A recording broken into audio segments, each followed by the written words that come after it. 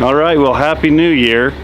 Today we're gonna do a cold truck start. It's about 15 below today. Been off for a few days for Christmas and New Year's, and now it's time to go back to work. So see if we can get this truck going. I checked the oil and stuff and everything's good, so we're gonna fire her up and see if she'll run. She does not like the cold, but let's give her a go.